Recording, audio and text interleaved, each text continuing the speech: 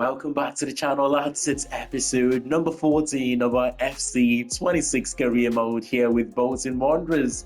We will start today's one with a new contract on the table for Richard Taylor, who, unfortunately, the injury he picked up at the start of the season has stunted his growth a little bit. He's now 66 rated again.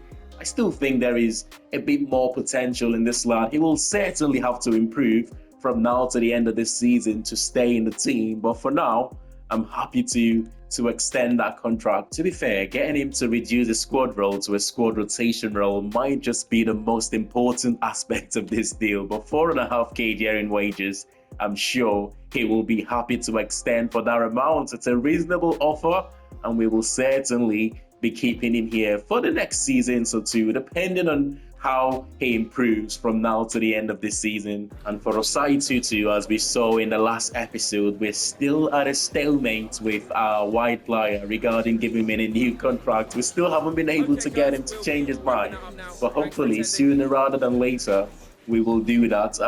I don't mind if he doesn't sign a new contract, to be honest. He's still got 3 years and 4 months left in his current deal. It's more about rewarding the player with improved wages. But anyway, our next few games will be tough. We've got Burnley, who are right now 5th in the league. One of the teams where we came from behind to win 2-1 in a reverse fixture. But after that, we've got Norwich, we've got Chesterfield in the FA Cup, we have got Birmingham, and then Derby County in today's episode. Without further ado though, our first one here in front of the home fans against Burnley. Come on, the Trotters. I don't know if it's just me, right, but this last sort of 10-15 games of the season, historically speaking on FCs, I tend to struggle. We did quite well with Leicester City in the last 10-15 games of the season, but that again was taking over a new team, and we needed to win those games to stay up, to be honest. But I'm hoping we can do well again in this phase of the season.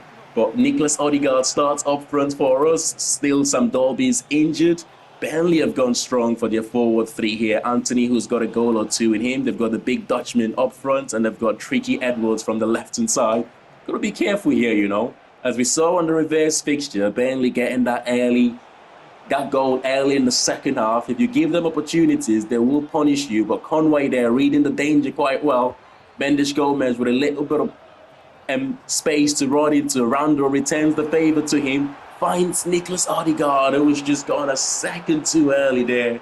The Norwegian, of course, still looking for his first championship goal, I believe, since we signed him in the January window. Go inside. Oh, that's ball from our captain, and Erahon, reckless tackle there on Hannibal Meshbury. I'm sure the referee is going to pull that one back at some point for a yellow card, but we've got bigger troubles here as Anthony skips past Farino, pull back to Cooley, and the Burnley skipper finds the bottom corner to put the away team 1-0 up here in a game that we have to do very well from this stage now to be able to get something out of this game. They do like to dominate possession, Burnley, as well, which makes it difficult when they score first. But we've done it before against them, coming from behind to turn the game around. If we're going to have anything from this game, we're going to have to do the same again. But excellent play there. Once again, Sheehan giving possession away. He's struggling in that right back position, man. Our skipper, Josh Sheehan. We might have to make some changes regarding that area. But space here for Nicholas Odegaard. Tries to find the far corner. And who is there to top it all? It's Joel Randall for his 10th goal of the season. And only our second player to get into double figures this season in terms of goals. Sam Dolby being the other one. We're getting lucky at the moment in terms of getting these shots and targets. The goalkeepers, some reason, just parrying them into danger zones, and we're having to score from them. Burnley on the attack here on the right-hand side. Simons again, he's always at the right place at the right time, but Conway diving in for no reason there. Edwards still driving from that left-hand side. The header is won. We're getting lucky here, you know. We're still in it. It's 1-1 at the moment. But the longer this game keeps going like this, and Burnley keep on putting the pressure on us. But what was Farino doing there? What was Farino doing? I wasn't even controlling in there, I swear. for some reason, he's just chasing shadows. He's just gone away from where he should be and chasing shadows. Look at this. Firmino, what is he running to do there? The number 3, I have no idea. A good finish. Oh, that is just ridiculous defending. We've got to somehow look to get that second goal here if we can. It's now or never. 1 minute to go. Ref, don't blow. Odegaard over the top to Osai Tutu. Try and pull that one back for Odegaard if he can, but it's a corner. Last kick of the game. We've done this before from a set piece, from a corner to get equalizers in the past. Can we do it again? Javier Simons puts the cross into the box, but not a good cross to trouble the goalkeeper, and the goalkeeper collects that one calmly on the near post, and it is game over. The away team secures all 3 points here. It's our 4th defeat of the season, 2-1 at home to Burnley. Our struggles at home continues. I tell you what, West Ham cannot buy a win right now. Defeat for them against Sheffield United, 1-2 there to the away side, means we will keep our 5 points advantage on West Ham. The danger though for us looks like it's going to be Sheffield United. I think they've got a game in hand. We're 6 points above them right now, but they have got a game in hand, and it means if they win their game in hand, they will just be 4 points behind us. Still a lot of games to play from now to the end of the season. Yeah, they're 5 points behind us right now with that game in hand. Hopefully, Derby County can do us a favour, but we have to focus on our own game though, and it's Norwich City up next. You know, out of every team we've faced so far in the Championship, and that includes our time last season with Leicester and this season with Bolton Wanderers, Norwich are the most possession-heavy side you'll ever face. I mean, they tend to have about 80% of the ball, and Gibbs and Matson there as their 2 centre defensive midfielders. It's so difficult to play against them, man. The few opportunities that you get to keep possession, you've got to make it count. You've got to create chances, and hopefully you can take those chances. But Ethan Whitley starts up front for us. It's going to be a difficult one here against Norwich. This is what I mean, though. I wish I can show you the full game. Since the 5th minute, Norwich City have kept the possession, yet I'm trying to get them to go out wide and put crosses into the box.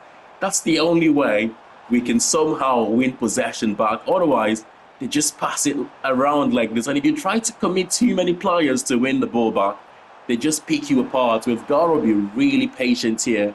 Out wide to the left back, and Christine cross. Oh no way. I've just said the only way we could maybe win possession back is for them to go out wide and put a cross in. But what a peach of a cross that was. And say Chernak, the centre forward. That, to be honest, what a header. No goalkeeper is saving that where he's put that header. Top beans. And what a start here from the home side. It gets worse now because they're winning. They're just going to keep possession even more.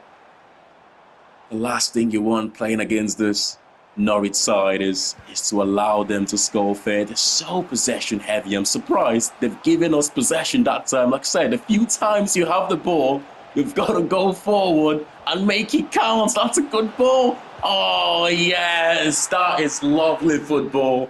I've got no time to pass it around at the back. I don't want to use the word hate, but I dislike teams that are so possession heavy. It makes the game so boring, doesn't it? Think about the best of Barcelona, to be fair, made possession football exciting. But Manchester City, I'm not a big fan of watching them at their peak. Ethan Whitley gets the second. 59 minutes into the game with less than 20% possession, I would say. We have created 2 chances in this game, and we have taken advantage of those. We've got to do this. That's the only way you get a result against this Burnley side that are so possession heavy. Goalkeeper makes a big save, and Whitley is there to tap it home. It's all about keeping what you have now, isn't it? Sargent back to Matson, the number 7. Combining quite well there with Sargent, but poor defending from Taylor. Poor defending from our centre-back, allowing Matson to just skip past him so easy. And the number 7, the centre defensive midfielder for Norwich, gets the second for them. And what a game. It's 2-all. More goals maybe. Is there time maybe to win possession back and go for one last attack? Knowing Norwich, we probably are not going to get hold of this ball again. Out wide to Ahmed. Can he cross? No, he pulls it back. Save! I thought he was going to top it on. But somehow, the goalkeeper collects that one. 2 minutes of stoppage time. Can we get it forward quick enough? Whitley trying to go over the top to Clayton Taylor. But he's never going to get there in front of that defender who was quite quick as well. And it's going to be a 2-all draw. I mean, to be honest, I'm surprised that we managed to see 4 goals in this game, considering how much Norwich dominated the possession here. But we'll take the point. We will take the point. I'm not quite sure why the game glitched there, showing the sky. But 2-2 is a good point. And with a defeat and a draw in our last 2 league games, we have to find a bit of confidence somewhere. We need to win our first game in today's episode. And Chesterfield stands in our way here in the FA Cup, the 4th round of the FA Cup. These away grounds and the lower league teams, they're quite difficult to go to, you know. At times, you find it easy to play against them, but for most parts of the game, they will make life difficult for you. Chesterfield have gone with the same formation as ourselves, the 4-2-3-1. Hopefully, we can win this game. As I always say, though, in the FA Cup, this sort of games, it doesn't have to be pretty. You don't have to score spectacular goals. You just have to do enough to win the game. Good cross there and progress to the next round. What a chance! What a chance that was. Just couldn't get enough power to trouble Bonham, who's our cup goalkeeper. And once again, he starts another cup game for us. It's not been pretty so far in the opening 38 minutes. That was a little bit of a sigh of relief there that we didn't concede from that early chance. But Chesterfield once again in possession. Gordon and that right-hand side. Is he going to return the favour to him? Yes, he is. Oh, good ball into the box. Goalkeeper gets there first. I cannot believe Chesterfield are right now outplaying us 43 minutes into the game. And we have looked second best the whole game. One last attack before the end of the first half. Over the top. Sheehan will get there. Pulls that one back into the box. But the Chesterfield defence is there first to get that one cleared. And into the break, it is 0-0. The second half have to be better now if we want to win this game and progress into the next round. These away grounds are so difficult, man. I mean, some of the bigger teams out there, there's so many cup upsets that you see in the FA Cup, and most of the times they happen when the bigger teams go to these away grounds. Oh, look at the space there again. How have they not scored in this game? We will never know. They have absolutely dominated us. But a little bit of space here. Can Sheehan make it count? Playing in that number 10 position today.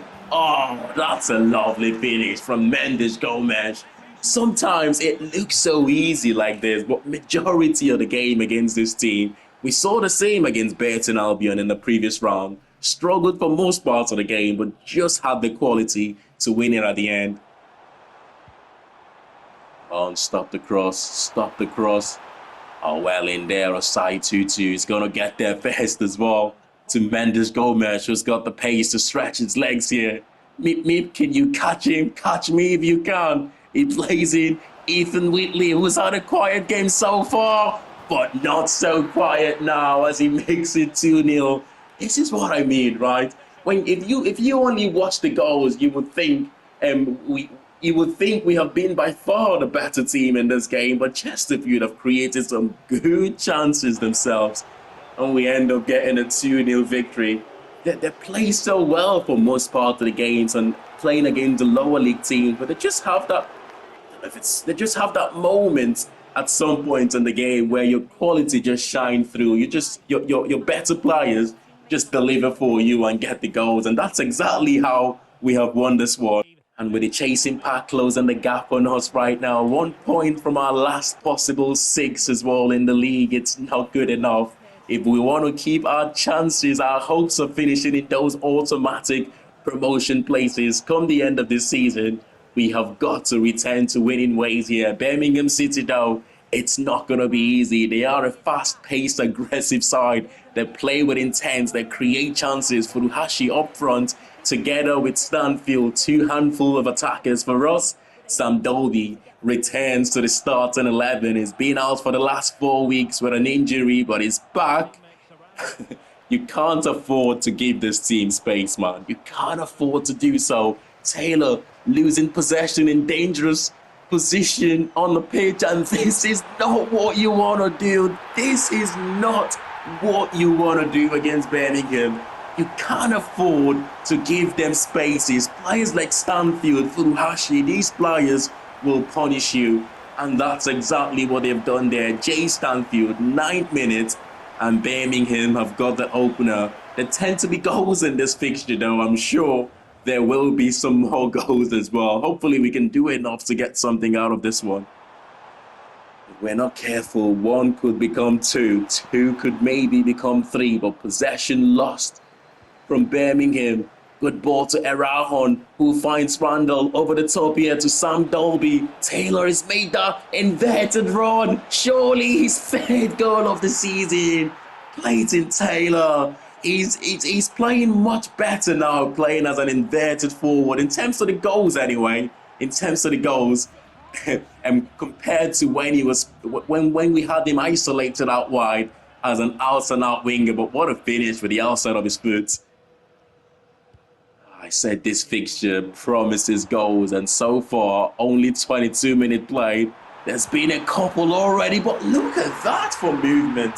Look at that for movement. I said this, they are a very fast-paced team. They create chances, they go forward with intent, and that's exactly what they've done there. Look at that though, like one-touch football.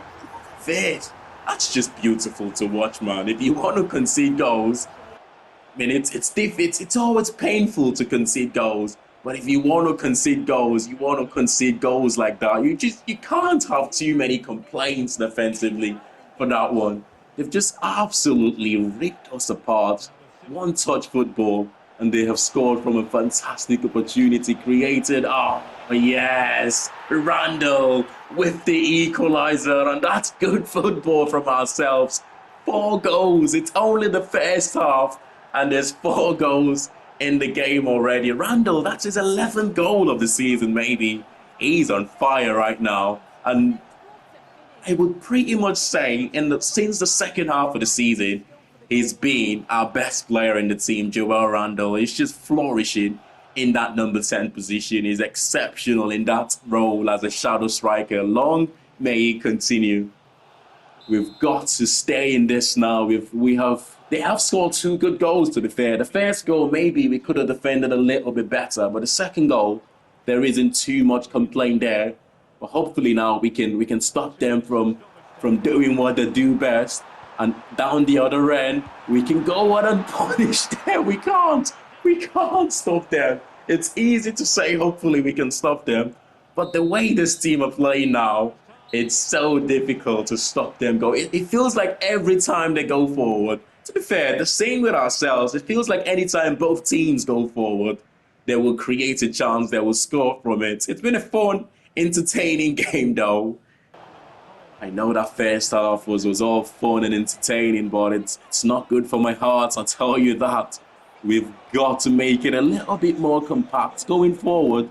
We've got to find a way to break them down in the second half as well. That's the space for Conway. The overlapping fullback finds the bottom right-hand corner.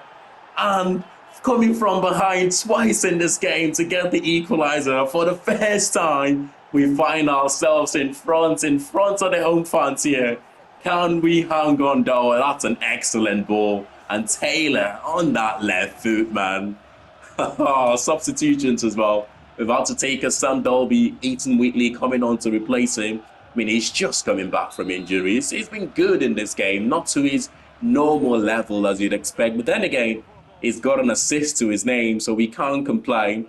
But yeah, it's the right thing to take him off and not to pick up, not to get him injured again. We did miss him for the last 4 games that he's been out for, but we've got to hang on to this now. We've got to hang on.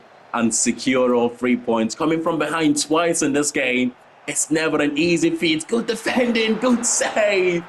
Get it clear, just get it out. Get it out as quick as you can. Okay, we can actually keep hold of it.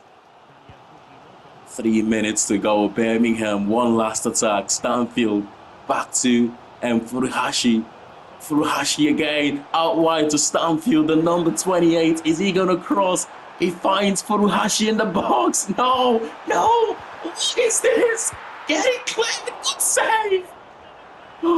Baby, no way, no way. I thought for a second there, we have gotten away from the danger. But crossing to the box, good block from the defense initially. But he's just somehow got his head to that one. And the game is going to finish 3-0. What a game though, 6-goal thriller. With the last kick of the game, the home side, Birmingham. I thought we were at home in this game. I can remember saying in front of our home fans, but with the last kick of the game, Birmingham City gets the equaliser. And going into the final game of today's episode then at the Toughsheet Community Stadium, looking for our first win in the league for today's episode. So far, it's 3 games played, it's 2 draws and a defeat, 2 points from a possible 9. We have to pick up all 3 points here against a Derby County side that are not doing too bad this season, actually. Derby starting again up front, back-to-back games since his return to injury. And Derby have got Morris playing up front for them. It should be a good game. We've got to go back to keeping clean sheet, man. I know I said I'd rather win 4-3 than win the boring 1-0 games.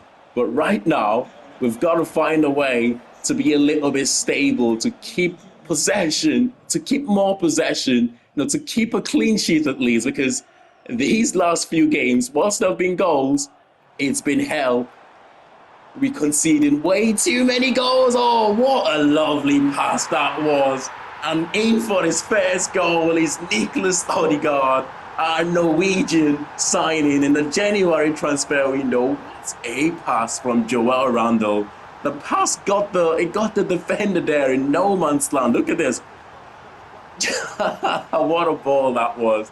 And he was never going to miss from there, let's be honest. That's a couple of assists and a goal since we signed him in the league. I mean, he's quickly adapted here. It's all about getting that second goal now and hopefully keeping the clean sheet. That is what we want. But first, we've got to try and get the second. Erahon over the top is not going to get there. A little bit too much to Odegaard. That pass.